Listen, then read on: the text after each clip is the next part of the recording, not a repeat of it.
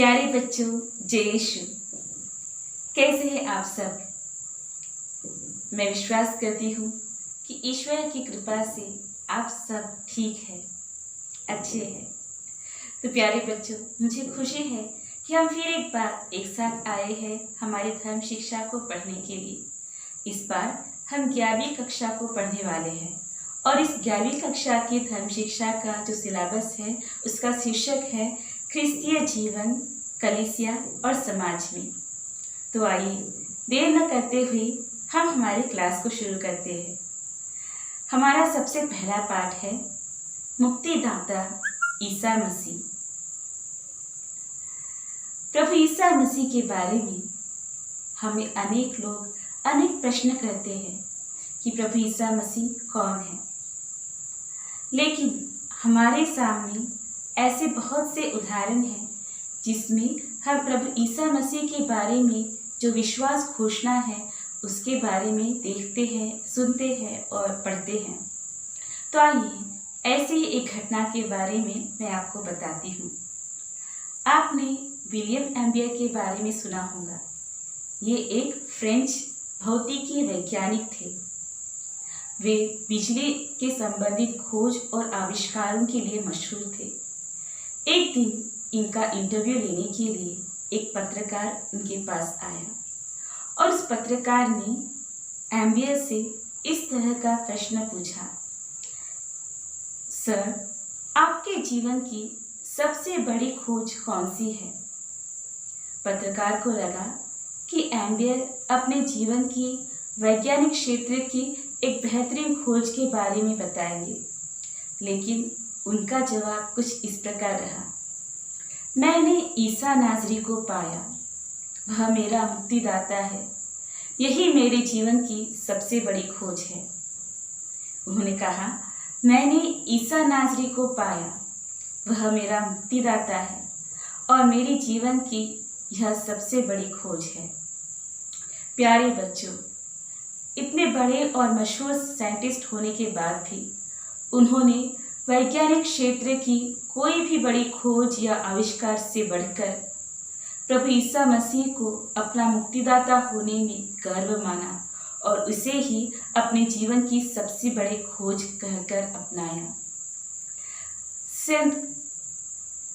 अनेक संत लोगों ने भी हमारे लिए यही मार्ग दिखाया। विलियम एम्बियर का यह जवाब हमारे लिए हमेशा के लिए एक प्रेरणादायक साबित रहेगा।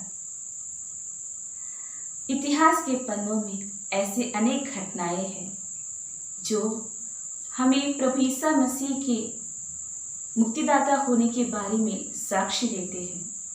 अनेक मशहूर लोगों ने प्रभु ईसा मसीह में ही अपना मुक्तिदाता पाया। आपने एक युवक के बारे में सुना होगा।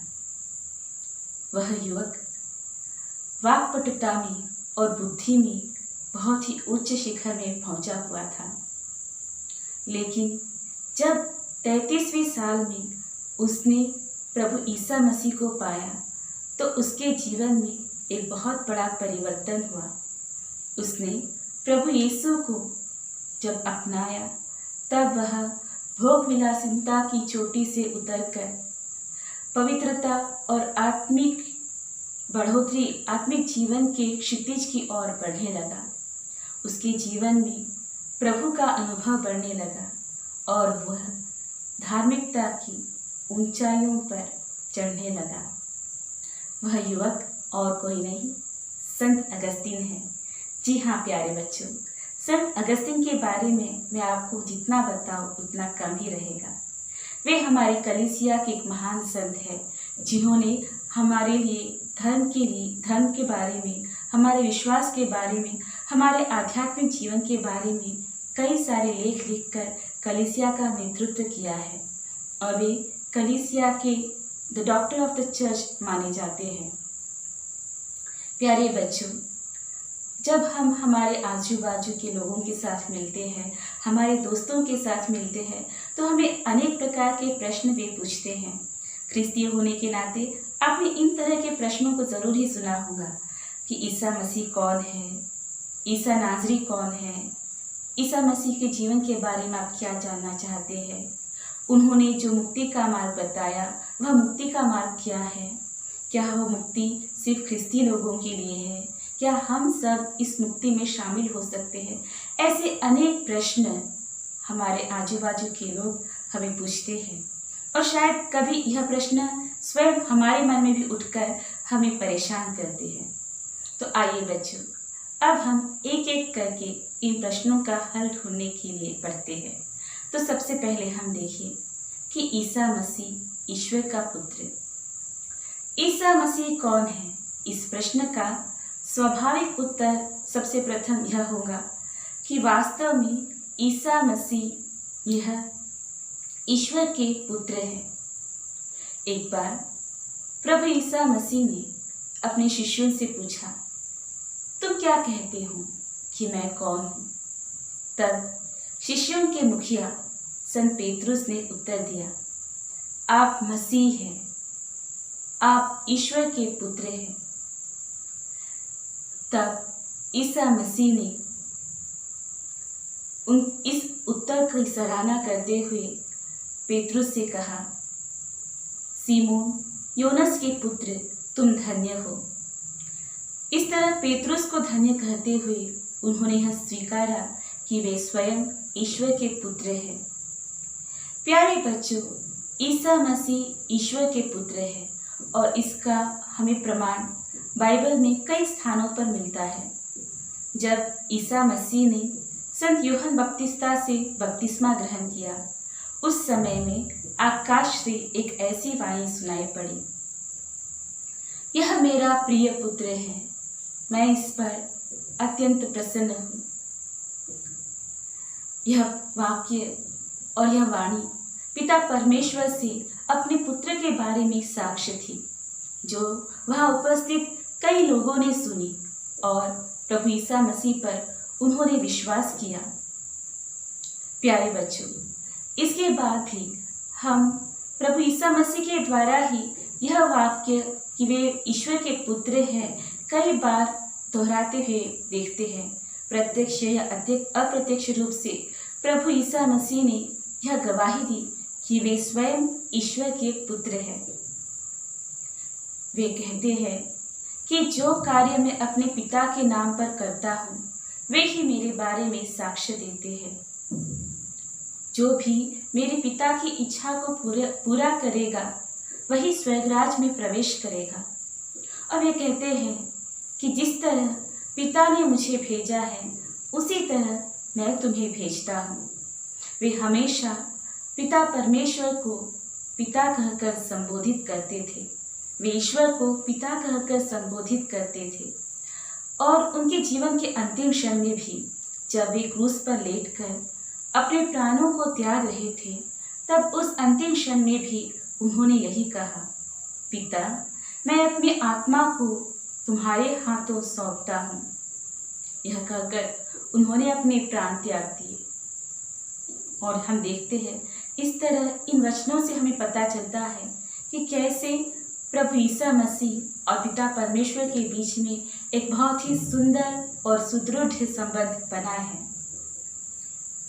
प्रभु परमेश्वर, पिता परमेश्वर और प्रभु यीशु मसीह, इन दोनों में एक अटूट बंधन था और पिता की इच्छा पूरी करते हुए प्रभु ईसा मसीह ने अपने पिता के बारे में साक्ष्य दी। प्यारे बच्चों, इन वचनों के अलावा भी पवित्र बाइबल में ऐसे कई स्थान हैं जहाँ पर हमें प्रभु ईसा मसीह और उनके पिता के बीच में जो संबंध है उसके बारे में संकेत मिलता है।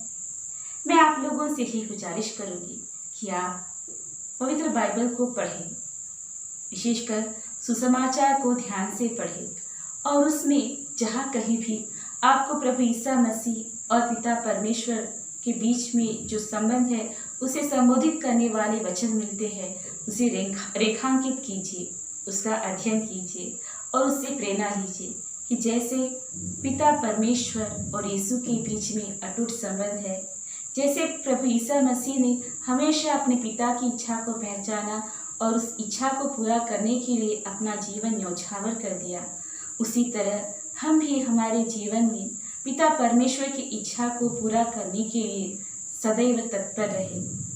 जीवन में जो कुछ भी कठिनाइयाँ आती है उसे परमेश्वर की इच्छा समझकर स्वीकार करें, तभी हम भी गर्व के साथ परमेश्वर के पुत्र कहलाने में योग्य होंगे। और जैसे प्रभु ईसा मसीह के बपतिस्मा के समय पर स्वर्ग से आकाशवाणी हुई कि यह मेरा पुत्र है, इस पर मैं प्रसन्न हूँ, वैसे ही हमारे ऊपर भी परमेश्वर प्रसन्न होंगे और हमें भी हमारे अंतरात्मा में यह वाणी सुनाई देगी कि हाँ, परमेश्वर मुझसे प्रसन्न है। एक स्वाध्याय के लिए हम ये करें।